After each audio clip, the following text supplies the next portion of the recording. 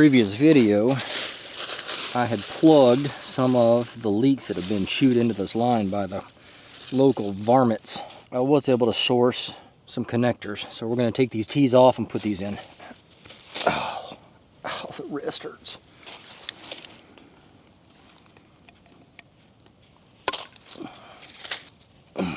Push it in, and then push that side in.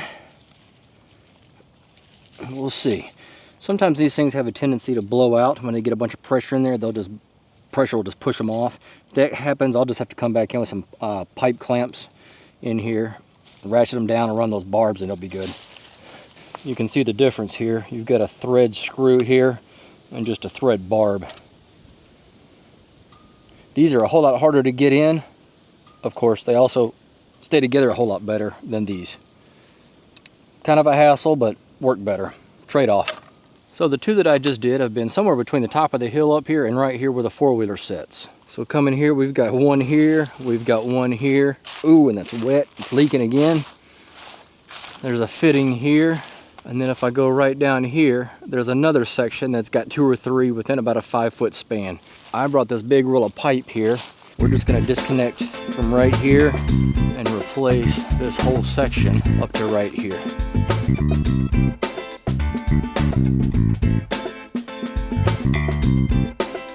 And it's pretty normal for me to leave some slack in the line here, because if I have to splice it again, I probably will just cut a section out and re-slice it. That gives me some slack to mend it in the future. All right, so way up here where this biggest tree is, there's a little spring that seeps out of there. I've got a pipe running down here. This collects all the sediment and stuff that may come down the hill.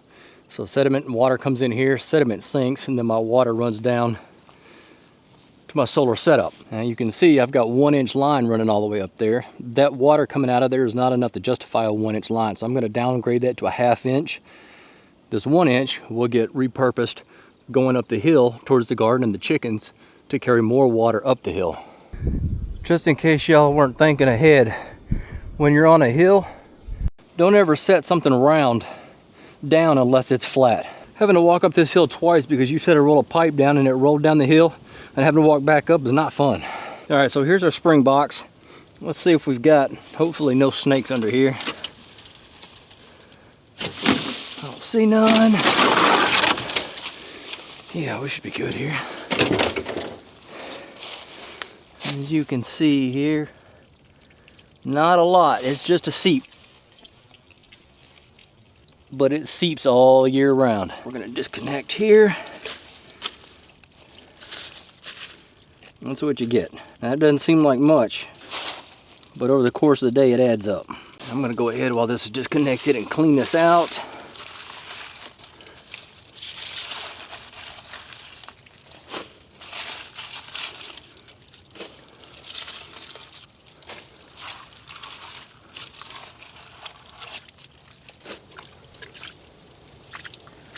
And you can see she flows like chocolate milk. Now, the base of this tree is basically one big seep.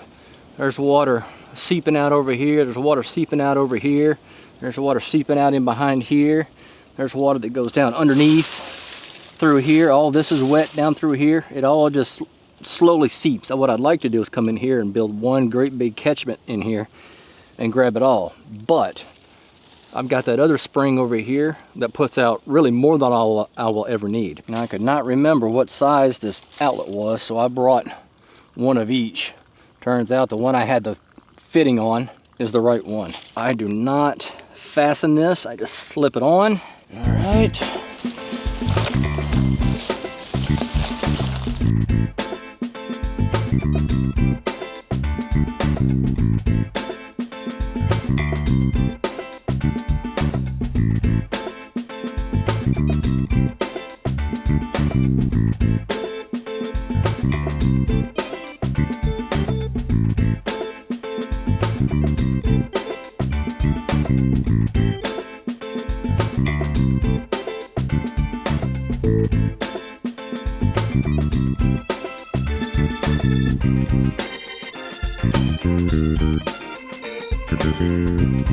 But let's turn this thing on and see what goes. We had our supply line going up the hill, came out of here, ran through here, went out around the Eugene Green machine, and around and on, snaking way up the hill. So what we've done is now taken it, and you can see it's up in the bushes here because it's empty. We've taken it and gone directly up through there and cut out all this loop. And then I've got 200 more feet of 1-inch pipe coming here in the next couple days. And about where the farthest way you can see right up here is where the 1-inch pipe stops and the 1/2-inch starts. Once I get that new pipe, we're going to take that new pipe and just go straight up the hill with it, right on up here to the garden and to the chickens. Well, I wasn't sure how much water was going to be in here, but it's overflowing. Solar, so if you go up, it's solar. If you go down, it uses a battery. You can connect a battery to it and have a backup supply. So we're going to turn it on, and we'll get a full range of lights here. And what it's doing is it's processing how much water is in the tank, how much sun is it getting, and there goes the pump. You see that water going right on down.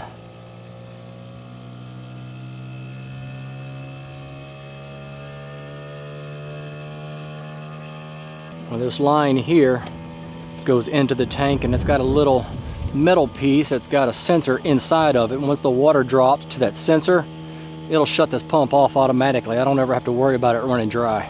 Even if it's got full power, ready to go, once it gets too low for that sensor, it'll shut it off. When the water comes back up, it'll start back up. And you can actually set a timer in here as to how long you want it to wait once it shuts off. All right, so once it hits that low water line and shuts off, say you want it to wait 30 minutes, it'll set a timer in here, 30 minutes, and it'll retest it, and if it's good, it'll run until it gets back down to that sensor, and it'll shut it back off for another 30 minutes. It's actually a pretty good setup. Houston, we have a problem. Looks like I need to get some connectors and fix that.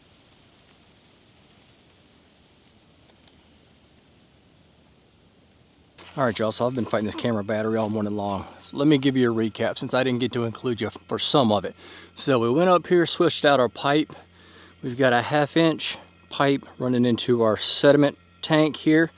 And then from there, we do still have a 1-inch line because the little hole that's in there has a bushing in it that is specific to a 1-inch. And if I took that out, I'd have to find one for a 1/2-inch or cut another hole in it lower and find another one for a 1/2-inch anyways. So we're just gonna leave that one at a 1-inch. So we've got a 1-inch supply line that runs down the hill to our tank. Way up this hollow here, we did our supply pipe coming in. And then we've got, instead of 1-inch running all the way down here, we've got 1/2-inch running. That pipe is at 100% capacity flowing into the IBC. This pipe coming from up here is about 60% capacity flowing into the IBC. So between the two, we're at about, I'd say about 75% capacity of a 1-inch supply line. So 1-inch supply line going in at 75%. We've got a full 1-inch supply line coming out, running up through here now, up past the 4-wheeler, up to about where the top of this hill is right here. Once you get up there, the 1-inch pipe goes down to a 1/2-inch. So we definitely have more coming in from the IBC going up the hill than we have capacity to carry for now. Again, I've got extra pipe coming. Hopefully by the end of the week, maybe first of next week, I forget what the ship dates were, but it is coming. Once we have that, we're just gonna go right straight up the hill, up to our garden and up to the chickens, and we'll have a 1-inch supply line going up there. We should have no problems with water this summer.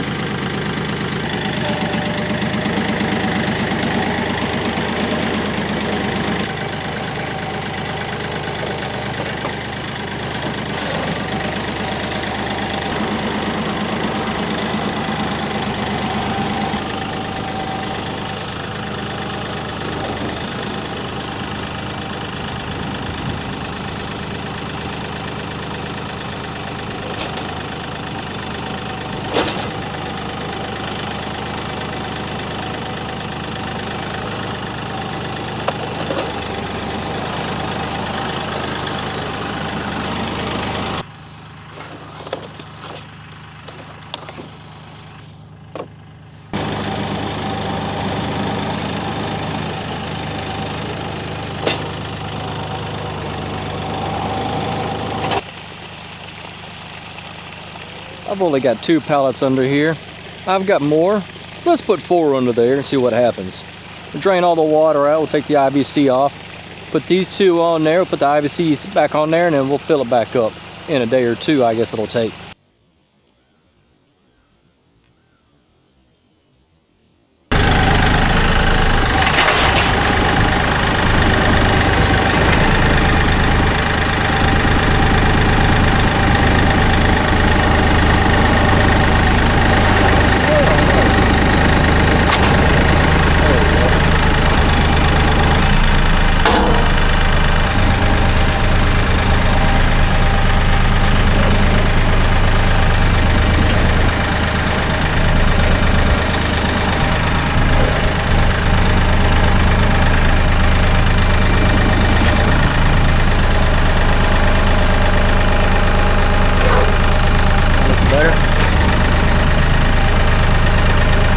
Feels better too. Let's go for a ride. The camera really doesn't do it justice. This hill, see if I can get the camera straight. Yeah, it's about like that.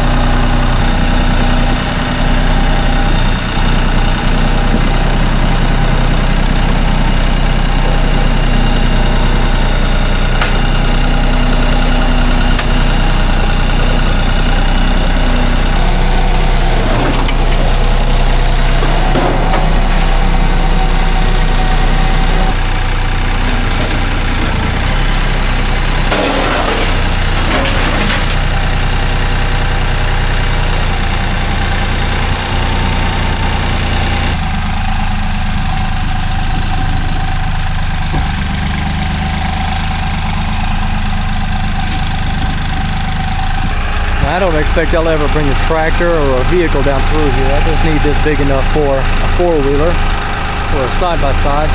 So you come down the hill here, come down, you can see there's an old logging road that runs down through here, but this is bigly washed out coming down. So we've got a pipe here so we can just fill this in, bring our 4-wheeler or whatever we need to get down through here. Just drive right on and get right down in the hollow down there to service our springs and our pipes and everything else we're going to have down there.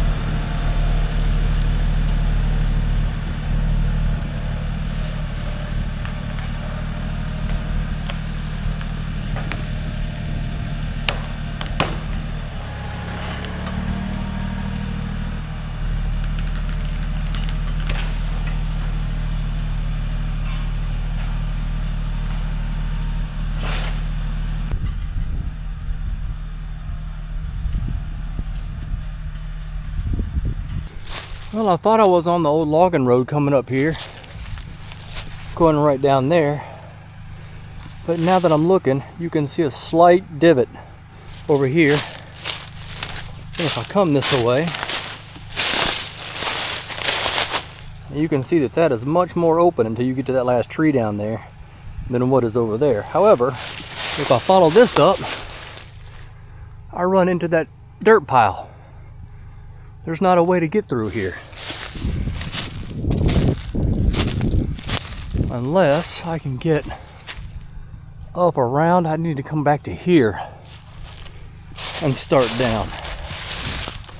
That's what it is. I got to come in here, and instead of going that away, I need to come this away. Let's back up and try it again.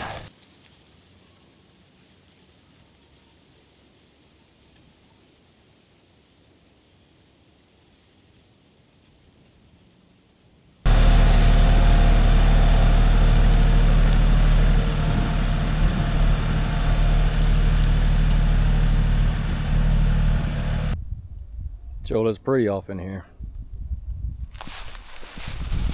So there's the tractor where we started, and we come down through here. We made a wrong turn going down this way. And I'll explain why there's a wrong turn here in just a second. We got on the straight and narrow here. I need to come in here with the bucket and the box blade and run through here a couple times and smooth some of this out and get some more of these limbs kind of pushed off out of the way and widen it up a little bit. So I made it all the way down. You can see there's a big log laying down here. That was the end of the road for today. I'm going to have to get the chainsaw in here for that. But the road that I was on was right here. Come right down here. Now when I got to the bottom down here, I'd have to make a hard right. The creek runs through here and around through here and on down through there. So I'd have to come down and make a real hard right at the edge of that bank, which just seems sketch all the way around. There's nothing safe about any of that. So that's why we backed up and came down this way. And you can see once we get down into here,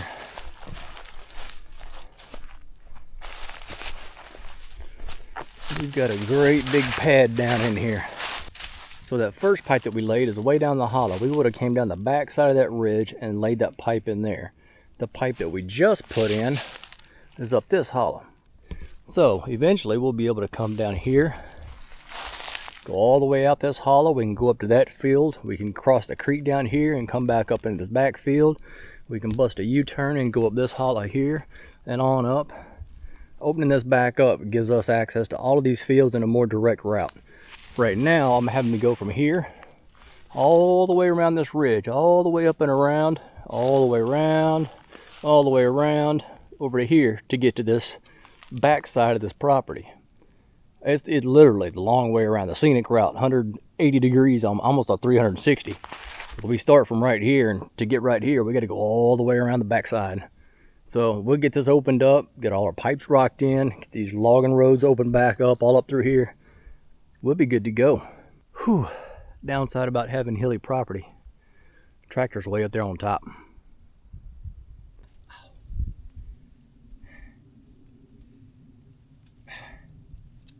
This property is not easy, but it is pretty, and it'll be real nice once we have everything good and squared away. Appreciate y'all joining us. If you enjoyed any of this content, we certainly would appreciate it if you'd hit that subscribe button. We're getting real close to that 1,000 subscriber benchmark. Once we hit that, we can click the button and apply for monetization, which will go a long way to helping us fund projects here on the property.